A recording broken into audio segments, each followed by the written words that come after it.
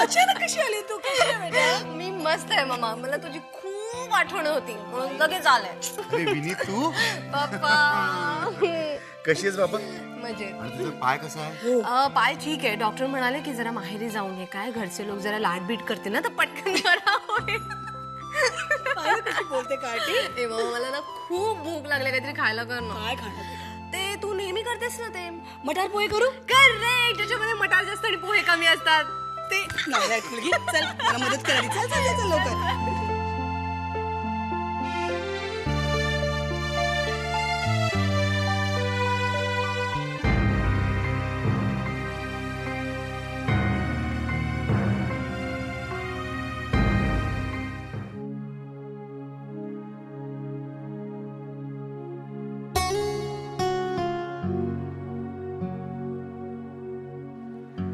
गौरी घरी गेल्यापासून खूप एकटं आणि उदास वाटतंय. ती होती तेव्हा केवढा आधार होता तिचा. पण ती घरी गेली हे एका अर्थी तिच्यासाठी चांगलंच झालं. किती प्रेमानं स्वागत केलं असेल तिच्या घरच्यांनी. पण हे सुख माझ्या नशिबी नाहीये. आई खूप दूर आहे माझ्यापासून. मनात आलं तरी उठसूट घरी जाण्यासाठी सुट्टी नाही मिळायची मला.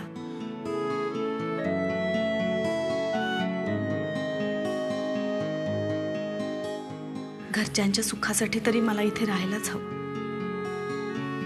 त्यांच्या सुखासाठी तरी मला इथे राहायलाच हवं.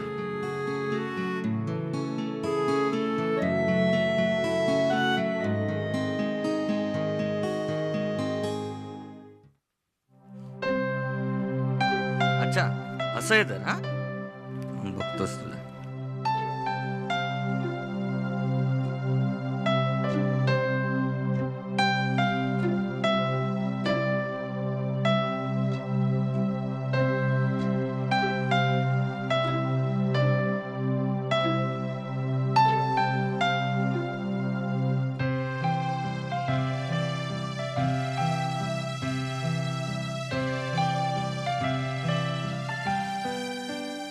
अरे फोन कट का करते?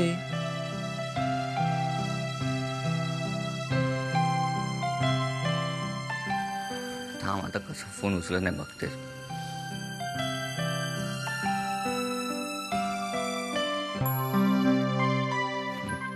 उचल ना फोन.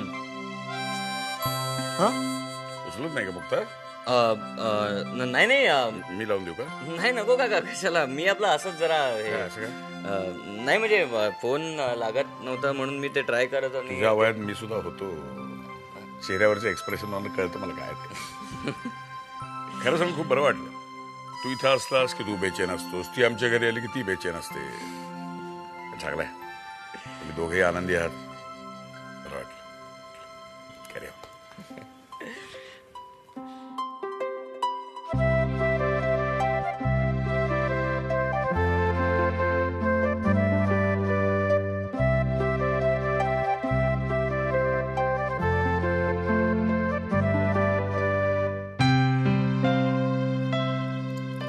उपदे हे आजच्याच डिस्पॅच करा आणि आपल्या क्रिएटिव्ह टीमला जरा उशिरापर्यंत थांबायला सांगा. Okay sir. आणि तुम्ही पण थांबा. मीरा तुलाही उशिरापर्यंत थांबावं लागेल. मी सगळ्यांसाठी डिनर ऑर्डर केलंय. तुला जर घरी कळवायचं असेल तर तूही कळव. काही अर्जंट सर? तसंच म्हणजे आपल्या डायमंड ज्वेलरीच्या ॲडसाठी चांगली अशी कन्सेप्ट मिळत नाही. सो आय हॅव डिसाइडेड की आपली क्रिएटिव्ह टीम आपण आज सगळे जमूया उशिरापर्यंत आणि बघूया काय चांगली कन्सेप्ट मिळते का ते. Okay. Sorry but we have no choice. It's okay sir. In fact माझ्यासाठी बरंच झालं. रात्री भूतासारखं एकट्यानं रूमवर बसायचं आणि झोपेची वाट बघायची त्यापेक्षा. का तुझी रूम पार्टनर कुठे गेली? गौरी परत आपल्या घरी राहायला गेली. तिच्यासाठी हे बरंच झालं म्हणा. पण मला आत्तापर्यंत असं एकट्यानं राहायची सवय नव्हती ना, म्हणून थोडं लोनली वाटतंय. कुणाची बोलायची इच्छा झाली तरी बोलताही येत नाही. अगं मग मला फोन करत जा. हां तुला खरंच असं लोनली वाटलं किंवा कोणाशी बोलावं असं वाटलं तर मला फोन कर, आपण गप्पा मारूया. ठीक आहे सर. पण सर मी विचार करते आपल्या ऑफिसच्या जवळपास जर मला एखादं पीजी अकोमोडेशन जर मिळालं, म्हणजे कसं माझं जायचा त्रासही वाचेल, खूप कम्फर्टेबल होईल मला. बघू, मलाही काही जमलं तर मी मदत करेन तुला. Thank you sir. Thank you.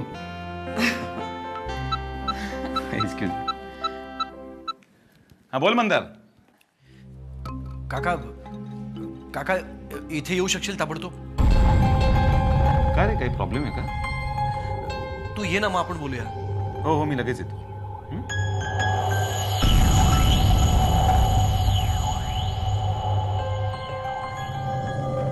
Any problem sir? I hope not.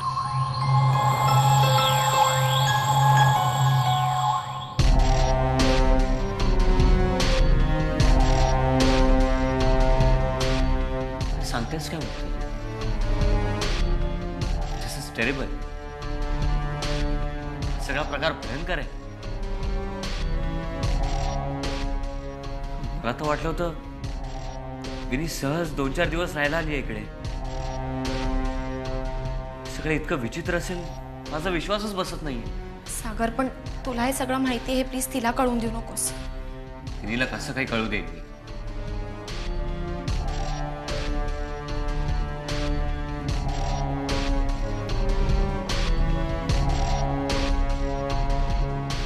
पण त्या कामातांना जाब विचारायलाच हवं.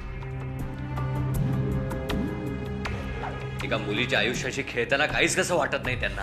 सागर, प्लीज हळू बोल, कोणीतरी ऐकेल ना. हे बघ, विनीला पण मी हेच सांगितलंय की इतक्यात कोणालाही काही सांगू नकोस. तू 4 दिवस माहेरपणासाठी आली आहेस असंच वाटू ते सगळ्यांना. तोपर्यंत तू प्लीज डोक्यात राग घालून घेऊ नकोस. मी आधी तिच्याशी बोलते, मग आपण काय ते ठरवूया.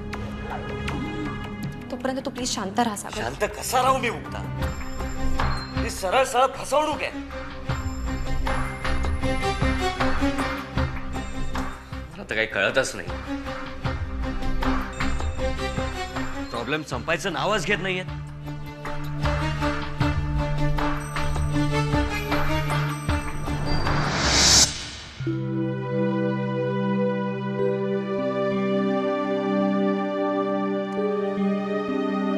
नाही काका, मला नाही वाटत विनी परत येईल म्हणून. अरे मी सगळे प्रयत्न करून पाहिले रे, सगळे प्रयत्न. आता तर माझा फोन सुद्धा अटेंड करत नाहीये ती. सुशांत, तू जसं आता फ्रस्ट्रेट झालायस ना, तशी तिथं विनीही फ्रस्ट्रेट झाली असणार. अरे तिच्या जरा मनाचा विचार करतो. तुला काय वाटतं, ती लगेच तिच्या मनाचा मोठेपणा दाखवून सगळं विसरून जाईल? तुला माफ करेल काय रे?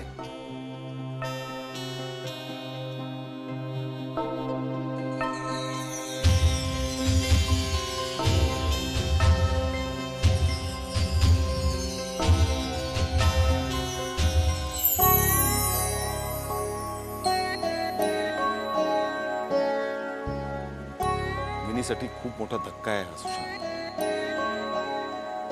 एवढ्या लवकर ती कसं विसरेल सगळं? तिला थोडा वेळ दे. मला खात्री आहे ती यावर नक्की विचार करेल. ती समजूतदार आहे. वेळ दे तिला थोडा. काका, मी ट्रीटमेंट घ्यायला तयार आहे रे, खरंच मी तयार आहे.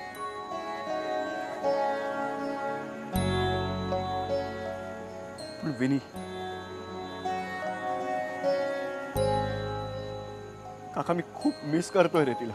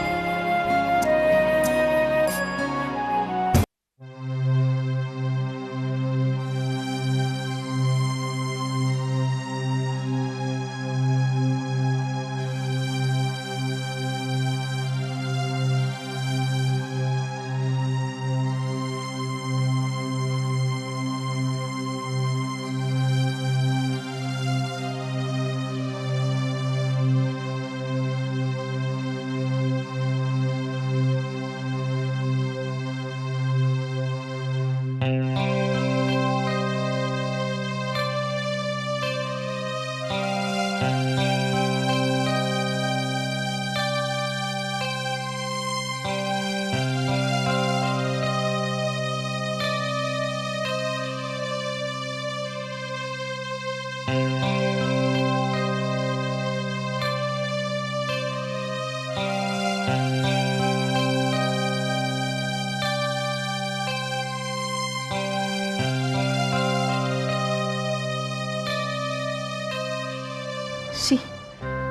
एकटेपणा इतका भयंकर असतो हे प्रथमच जाणवलं मला.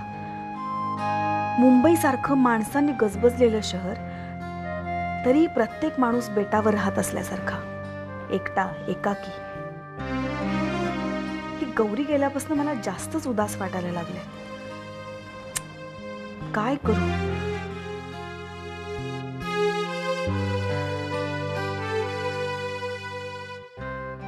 सिद्धार्थ सरांना फोन करू का? त्यांच्याशी बोलल्यावर बरं वाटेल मला. कदाचित त्यांनाही माझा फोन आल्यावर बरं वाटेल.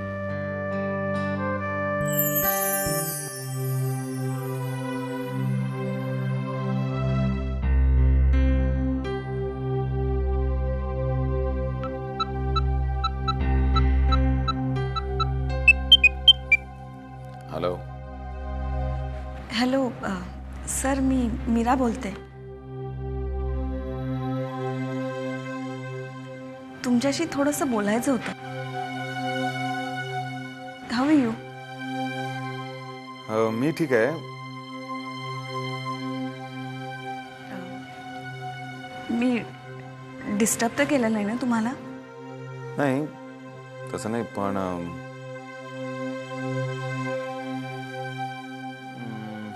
मीरा, आपण उद्या ऑफिसमध्ये बोलूया का? No problem sir, no problem. Good night.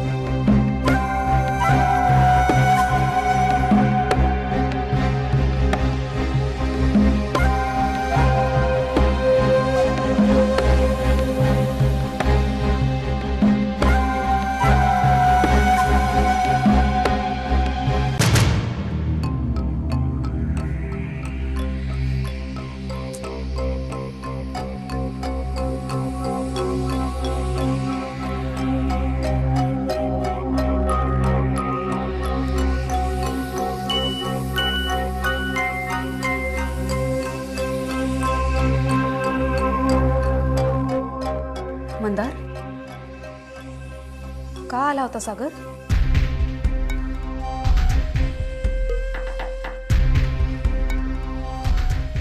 Mandar, काय म्हणाला तो? जाब विचारायला आला होता.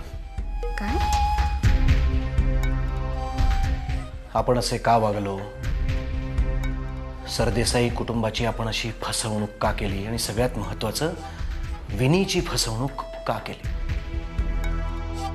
मंदार, तू त्याला सांगितलं नाहीस का? आपल्याला सुद्धा ही गोष्ट ठाऊक नव्हती. सांगितलं ना, तरी आरोप करत होता आपल्यावर. अरे पण असं कसं बोलू शकतो तू? कमॉन मधुरा, आपण जर का त्यांच्या जागी असतो, इमॅजिन आपण जर का त्यांच्या जागी असतो तर आपणही हेच केलं असतं. किंबहुना यापेक्षा जास्तच कदाचित ॲग्रेसिव्ह झालो असतो आपण.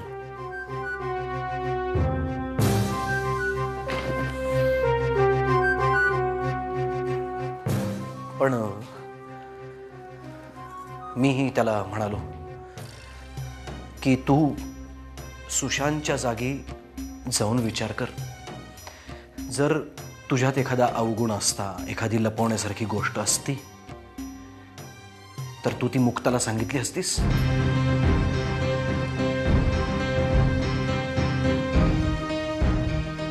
जसे आपण आत्ता निरुत्तर आहोत, तसाच तोही निरुत्तर होऊन निघून गेला.